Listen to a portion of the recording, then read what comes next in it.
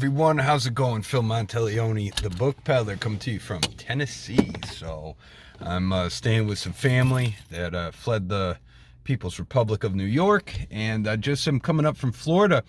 And before I get started on this video, like and subscribe if you haven't. It helps me out, and you can hit the notification bell for any new videos that come up to be. You'll be notified. I have Facebook, Instagram, and of course Tinder. So anyhow, I hope you guys enjoyed this video. I'm out front of Elders Bookstore outside of Nashville, Tennessee, and we're going to check this place out. It looked like they have beautiful antiquarian books here. So I'm going to give you a little tour in the shop. We'll see what we can get into. All right, guys, so I'm at Elders Bookstore, probably the oldest bookstore in Tennessee, and I've had a real wonderful time here. I'm going to introduce you to Randy here. He's a real nice guy. He's been showing me some beautiful gems in his shop. This is the kind of store that I aspire to be to someday. If I stick with it long enough, hopefully I'm going to get there. So really great guy. So I'd like to introduce you guys to him, and I will give you a little tour around the shop and show you the kind of material he has. So this is Randy. Randy, it's been a real pleasure chatting with you. Phil and I have known each other about an hour, but we're good friends already. So it's a pleasure. Oh, thank you. And you've been in the business, you said, for like... Since I was a kid. Since he was a kid. Yeah, my father took me around when even before I started school. So you're well versed in this. You've seen a lot of changes and stuff too. I'm sure of it. But you got a wonderful store. How long have you been in this location now? 9 years. 9 years, and I have a card. I think I put it in my wallet. You go. You got one right handy? I'm going to show the people your card. Let me get it clear. So there you go, Randy and Anita Elder. Whoops, sorry guys. White Bridge Pike, Nashville, Tennessee. So there you got a shot of that. So Randy, I just had a couple questions for you. I mean, do you have any advice to younger generation booksellers getting into this trade? Well, I think it's hard to do that as a young person because it's hard to make a living in common books, and expensive books are going to, of course, require some capital. Mm-hmm. But I think that it's, if you love books and the pursuit of books, it's a wonderful kind of a trade to be in. I would say that you have to have a specialty of sorts to make it go. Okay. Now, our specialty has varied over many years, over 75 years, from one thing to another, but that has allowed us to be kind of nimble in different markets. I see. So I think that would be a key factor, and then you probably would really, to make a go of it, you're probably going to have to spend more time seeking out books than you do selling books. If you've got the right books, it's not that hard to sell them. Mm-hmm. But seeking them, you can't call a wholesale house and order another $300 worth of books. It didn't work that way in the old book business. Yeah. I mean, you know, there are plenty of people that sell you $300 worth of crap, but yeah, but the point is, you got to find stuff you can make money on, and it's worth taking in. If you have to keep it 5 or 10 years, sure. And sometimes you do. We were talking about that earlier. Absolutely. So, and I would think that, you know, I hate to see the disappearance of so many brick and mortar stores. And of course, real estate in most larger cities is quite expensive, as it was here. Yeah. But there is something about the charm of a place going in and finding something you never expected to find. Absolutely. And when you just list on the internet, it not only takes that ability to kind of browse the whole area, but it also takes away the thing that still keeps me in the business at 78, and that is the personal side of things, because I enjoy getting to know people, relating to people.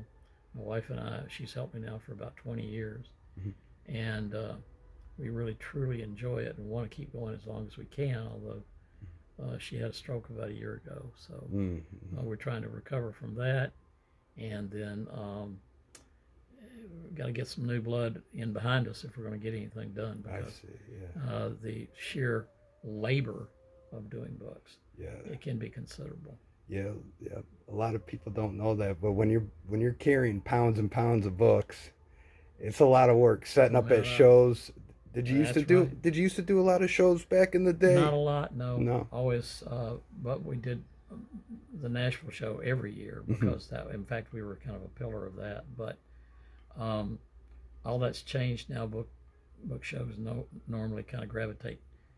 They do the tour Yes. rather than being drawn from the community. There's just not that many bookstores to draw from now. Yeah. Yeah. If you want to center on any books, we probably ought to Absolutely. Yeah. pivot to that. All right, guys. I don't have Well, I'm going to show you. Thank you very much. Hey, it's been really nice chatting with you Pleasure, fellas. as well. We'll be in touch. I'll come back and see you as well. Well, I didn't mind your showing off a couple of books if you want to do it on there. I was just saying Oh, yep. time factor. Okay, guys. So check out this About book. 1760 probably. This is, I think it's 1760s Josephus. And this is a beautiful large folio book. Antiquities of the Jews. Antiquities of the Jews. Right when I came in, Randy snatched his book to show me, and I'm glad he did. I'll take you inside real quick. All right, guys, here's this title page here. And it's filled with these beautiful engravings. That's some title page. That's a lot. You'll sit there 30 minutes reading it. So, but, I don't quote your price on it. yeah, I won't. And then I'm going to show you the books that I bought when I get back to the house, though, guys, because I just want to give you, Randy's been real generous to let me film a little bit here, and it's after hours, so we gotta get rolling. But I'm going to give you a brief overview here. Just beautiful quality material. There's a lot to see in here, so I highly recommend you come down. He's a very nice guy. The Imperial Shakespeare 2-volume set.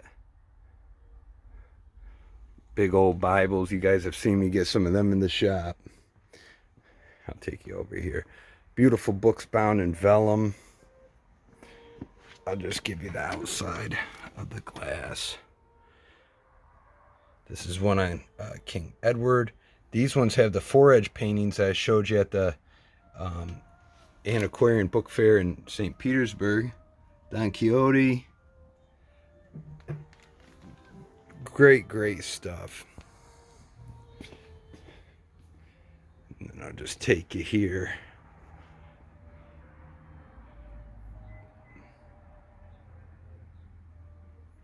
Wonderful shop, guys. I'm going to link all of Mr. Elder's links in the description below. As you see, it goes aisles down here.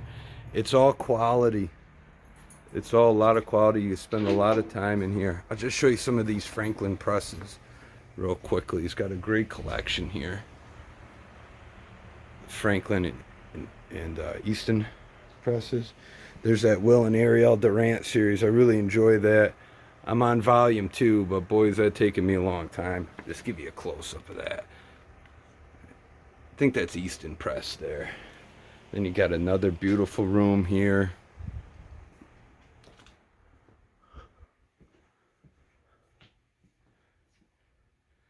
So it's very nice. And then there's a back room as well. But I just wanted to give you guys a quick glimpse into this beautiful shop. And if you're close to the area, it's well worth the trek out. So I'm gonna close this out. Hey Randy, real quick, can I ask you a question? Mm-hmm. What's your favorite part about being in the book trade? Meeting people. Meeting people? Mm-hmm. Yeah, I'd have to say the Good same. people who really are into books, not just. It's very fashionable to go into a bookstore and say, I love books. Mm-hmm. It's kind of trite for a lot of people because they don't spend any time. They really just, they love them. They want to say they love them because that makes them look good. Yeah. But I'm yeah. talking about meeting serious people. Absolutely. And they each have their own personality and Absolutely. Real quick, that makes it worthwhile. off the top of your head, is there any favorite book that you've ever gotten in? A real memorable one? So many. Yeah. So many. I was telling you earlier about a book that I think belonged to John Adams' son. Yeah. And I spent weeks, and then I've spent time appraising rare books, like Mhm. Johnny Cash's copy of McKinney and Hall's American Indians. No kidding. And Darwin, a signed copy of Origin of the Species and that kind of thing. Wow. So, but as far as books I've had, I think that law book by or that belonged to John Adams' son is a fascinating story. And it's the story behind the people behind the books that really compels you to it. That's why I said meeting people. Yeah. And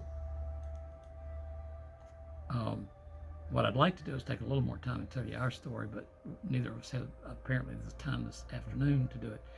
But we do operate some. We're teaching a class right now in conjunction. My partner kind of here is on the fugitive movement out of Vanderbilt University. So we could set up something Zoom wise, and I'd be glad to talk with you more about the personal side of bookselling. That would be that is something I would be glad to take.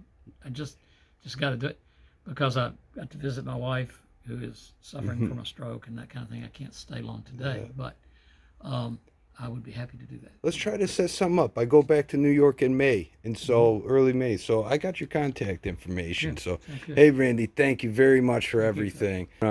Flip it back here to myself. So it was Randy Elder, guys. Wonderful guy. We tried to set up one of those Zoom calls, and I can actually interview Randy a little bit and get into some more detail on the book trade and his experiences in it. And so anyways, it's been a lot of fun. Highly recommend you guys come check out this shop. Well worth your time. You're going to need a couple hours at least. So, all right, everybody. Till I see you next time. All right, take care. Just going to show you out front of Elder's Bookstore. And there's the front there so that you guys know. And I will be showing you my finds too right now, okay? So I'm going to take them back to the house and I'm going to show you the finds. It's been a wonderful experience here at Elder's. Okay, guys, I'm going to show you a couple of the finds that I bought at Elder's Bookstore. And we're going to start with this one, Collins's Kentucky. Very rare first edition book. I liked it right when I started looking through it. So, historical sketches of Kentucky, embracing its history, antiquities, and natural curiosities, geographical, statistical, and geological descriptions with anecdotes of pioneer life, and 100 biographical sketches of distinguished pioneers, soldier statements, jurors, lawyers, divines, etc., 40 engravings. I thought it was a fabulous book, 1847 by Lewis Collins. And in the front here, there's a pull-out map. I'm going to pull it out. So there you go, and I'm actually on my way to Kentucky in a few days. I'm going to go to one more bookstore in Tennessee, but I really just had a feeling about this book. It has heavy foxing on a lot of the pages, but again, I just had a gut feeling that this would be a good buy. Let me see if I can find any more. And I decided to take a shot at it. So here's another one. Really cool book. I do believe it is a very scarce book. Leather bound, protected with a Mylar. So let me show you the second one. That was the first buy. And then, guys, I got something to say. Well, it's still on topic, but who always got something to say, right? All right, let's check this out. This is, I can't see it with the glare, Wild Scenes and Wild Hunters. That was a really cool looking book. I think this is the kind of book that I will have luck with selling in the shop. There's the frontispiece.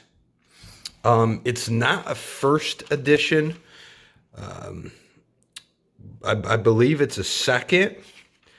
But The Hunter Naturalist, Romance of Sporting or Wild Scenes and Wild Hunters by C.W. Weber. 1856. So this again is just filled with illustrations. Audubon and Boone. The content is right. This is what people enjoy in my shop. I've never had this title come through as far as I can remember, and it was. I figured I would go in on this because I know I have guys that really enjoy this kind of thing in the shop. So this is the next day, guys, and I went back today because Randy called me and he had found this book that I thought I'd be interested in, and of course I was because I bought it. 1794. Let me get to the title page. This is titled The New Vademecum or Young Clerks Magazine. And what it basically contains, well, I'll just read it, a variety of the most useful precedents adopted in almost every transaction in life, such as, and it goes on, articles of agreements, indentures, charter parties. This is all involving the state of New York, and it is a first edition. And I have a buddy back at the shop that I know is going to love this. So I had to go back and buy it. So I spent another couple hours in Randy's shop. I was also looking at a couple other prospect buys possibly in the future. We'll see. But very cool book. The individual collects this kind of material. I believe it'll be the earliest one in his collection. So I was really happy that he contacted me. And yeah, so add that into the carload. So guys, I had a wonderful time at Randy's shop. You know, he's been in this business for so long. He started buying books when he was 9 years old. He'd go on trips with his father. So he's seen a ton in the book trade. He's seen things come and go. And I was trying to soak up, you know, just sponging information off of this guy. And I wish I would have got some of it on camera. But he does seem like he wants to do an interview. And so if I can have one of my sisters out there possibly help me out with the Skype setup so that I could do that, it'll be really great. I think you guys will really enjoy the interview. So now, before I go, actually, I have one more thing to address. Hey guys, okay, so I'm gonna finish up this video, but I want to say something real quick. You know, the way I find a lot of these bookstores is through different reviews. Like I'll go online, click in bookstores near me, use bookstores. I'll look at the pictures, I read the reviews, I try to see if there's content there that's gonna interest me. Well, I was real disgusted when I read the reviews on Elder's Bookstore. Some of them were very scathing, I think extremely off base as well. And I'm going to read them to you here in a second and address them. But I wanted to just, you know, stick up for my boy Randy here because that guy was so hospitable. It was one of my favorite stops I've made along my whole tour of the South, I suppose, to call it. And just warm soul. I don't think he got a bad bone in his body. You know, there were so many different people coming in there, and he was welcoming to each one of them. And, you know, I want to read these reviews because I'm going to write one as well of my experience there, because mine was completely opposite to these people. But I'll tell you, there's a major issue that's been going on in this country. For lack of a better word, it's this wokeism. I'm sure some of you are familiar with it. And a lot of these people that write these reviews, I mean, some will call them leftists or liberals, and of course they're not liberal. I mean, they're left of Mao and Stalin, a lot of their ideology, and you can't even have a disagreement or a dialogue with them because they won't allow it. And in the book trade here, freedom of speech is of the utmost importance. We sell all sorts of people's works, whether we like them or not. And I don't know if you're aware of this. I addressed it a bit at the end of my last video, but you know, there's a lot of material that we're not being allowed to even sell online anymore because it for a number of different reasons. Just as well as there's certain classical works that are being rewritten in particular ways, changing words. Some of them aren't even being published again. History books are being changed, have different slights and bends to them. This is a major issue here. You know, again, I ain't got to tell you guys or give a dissertation. Freedom of speech is of the one of the utmost important pillars of this country. When it's under threat, like it has been, where people are afraid to even voice an opinion or have a difference of opinion in fear of losing their livelihood, there's a major issue. Thank God I don't work in corporate America or work for any of these companies, because I couldn't do it. It's not that I walk around shouting my political opinions all day, and this channel is focused on the book business, my experience in it. I don't get personal or anything, And I'm just a pro freedom guy, and a lot of these people are completely the opposite of that, and they'll destroy a man's business and reputation, and not think twice about it. So let's start with these reviews here. Carol F. from Manhattan. Weird conservative old white man vibe. Their political views are all on display around the store. If you are in agreement or can look past it, then shop away. Hard pass for me. Race is constantly in the equation for these people. Old white man vibe. If he was an old black conservative, do they exist in your world? I mean, go back to Manhattan, Carol. I mean, have fun visiting the yuppie shops out there or whatever. I don't know what to tell you, but to me, the political posters that were on the wall, and they weren't even posters, it was a sheet size of paper that said something about Biden. I mean, again, so you're going to write this review demonizing a guy's political opinion. Okay, you don't have to agree with him, but Dominic L., Nashville, Tennessee, fantastic collection, but the owners are cold conservatives with the kind of right-wing propaganda pasted up around the store that you might expect your racist uncle to forward you. Cold conservatives. That's the exact opposite of what I experienced. And Rain didn't strike me as a guy throwing on the bed sheets and burning a cross this weekend, okay? These terms are overused so much that they lose their meaning. I mean, it's unbelievable. Tanya L. from Nashville. I would give 0 stars if I could. Yes, there are rare books. However, I've never felt as uncomfortable as I did in this store. So many flyers that are racist, right-wing, Islamophobic, anti-children, does not want you touching books in certain sections.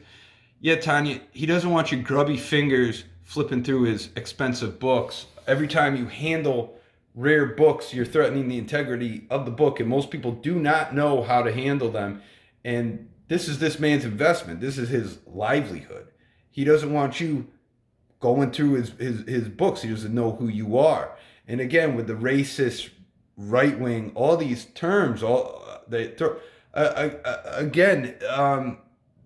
did not get this impression at all about this guy. He treated everyone well who came in the shop, no matter who you were. Is your money green? Okay, you know what I'm saying? It's just, it's too bad that these reviews are up here. Tanya, you can keep your wild eyes right down in Nashville. It's turned into a hipster town and very different from even a few years ago.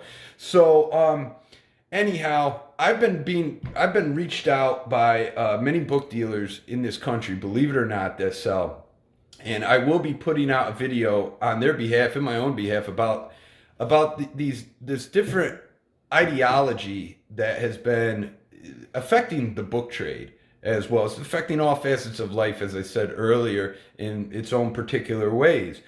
But these people have no tolerance for a difference of opinion. They can't even agree to disagree on something.